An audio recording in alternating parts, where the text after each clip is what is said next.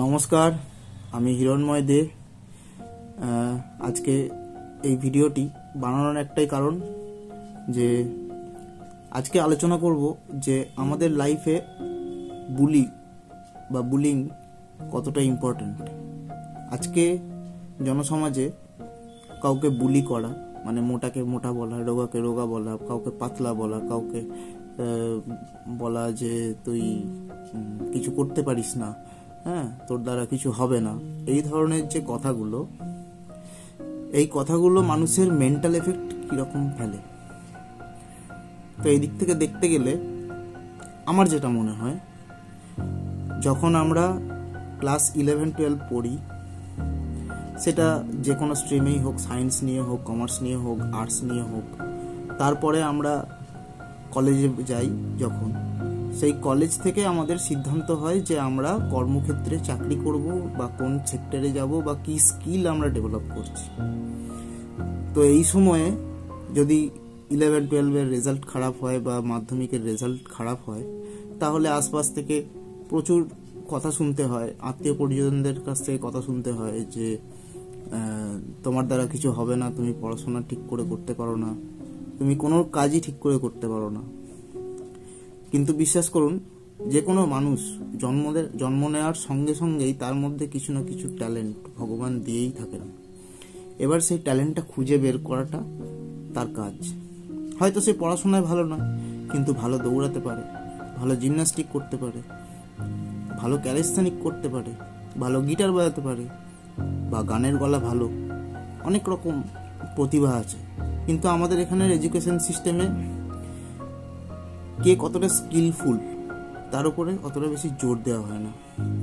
আমাদের এই education system বেশিরভাগটাই মুখস্থবিদ্যার উপর, বেশিরভাগটাই আপনার মনে রাখার ক্ষমতার উপর, তার উপর আপনি কীভাবে পরীক্ষার হলে গিয়ে পারফর্ম করছেন এবং তার বেসিক্সে কিছু মার্কস, যেটা আপনার ভবিষ্যৎ কিন্তু নির্ধারণ করে দেয় না, যেটা থেকে কারোর ভবিষ্যতে নির্ধারিত হয় না।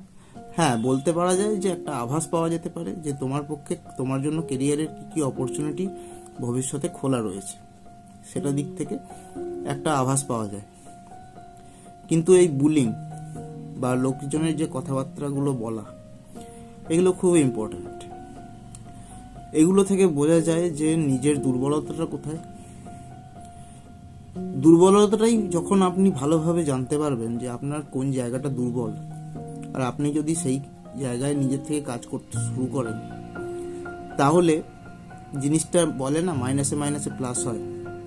তো ওই স্কিল আপনার তখন নেগেটিভ, কিন্তু আপনি যেদিন থেকে কাজ করা শুরু করলেন, সেদিন থেকে ধীরে ধীরে সেটা পজিটিভের দিকে বদলাতে শুরু করবে এবং একটা সময় আসবে যখন আপনি সেই স্কিলে সাকসেসফুল হয়ে উঠবেন।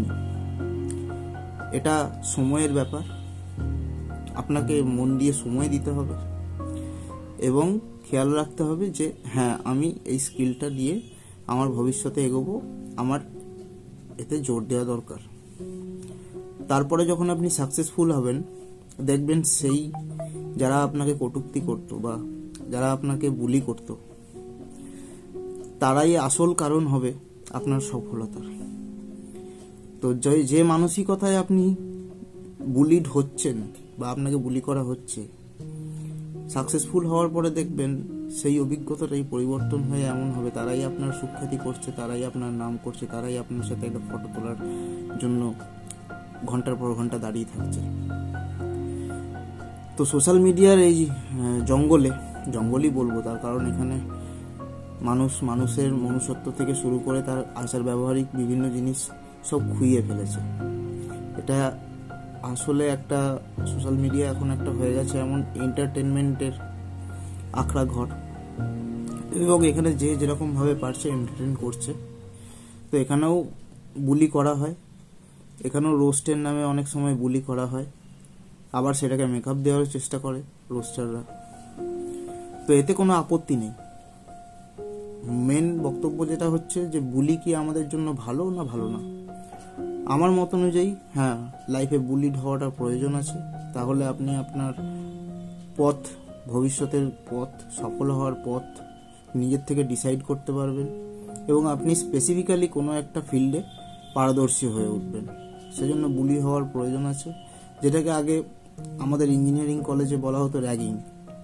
তো ফিজিক্যাল না হয়ে অনেক সময় কথাবার্তার মধ্যে দিয়েও র্যাগিং হয় বা বুলি করা হয়, যাতে একটি ছেলে সে দীর্ঘ 12 বছর 14 বছর বা 17 বছর বাড়িতে থেকে এসছে, বাবা মায়ের সুরক্ষিত ঘেরাটোপে বড় হয়েছে, এরপরে সে এখন দুনিয়ার সামনে যখন একা নিজেকে পরিবেশন করতে যাচ্ছে, তখন তার মধ্যে বিভিন্ন কনফিডেন্সের ল্যাক হয়। সেই কনফিডেন্সের ল্যাকটা যাতে ভবিষ্যতে না থাকে, সেই ভয়ের যে গণ্ডিটা থাকে, সেই গণ্ডিটা যাতে সে ভেঙে পার করতে পারে, তাহলেই সে সফল হবে। এবং এর জন্য সিনিয়রদের থেকে আমরাও বুলিড হয়েছি, সত্যি কথা বলতে আমরাও বুলি করেছি।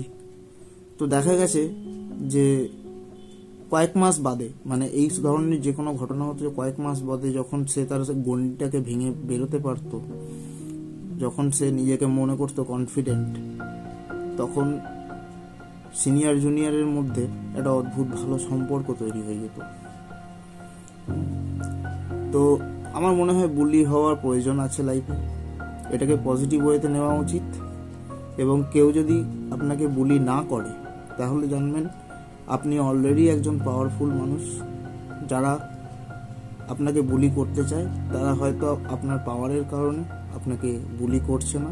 তার মানে এই নয় যে আপনার মধ্যে কোনো কমতি নেই, আপনার মধ্যে কমতি অবশ্যই আছে, মানুষ মাত্রই কমতি থাকবে।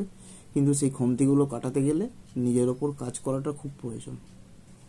নিজের ওপর কাজ যতক্ষণ না হবে, ততক্ষণ অবধি সাকসেসফুল আপনি হতে পারবেন না। এটা হচ্ছে আসল কথা। তো আজকে এই বুলি নিয়েই ভিডিওটি বানালাম, মনে হলো এটা বানানো দরকার।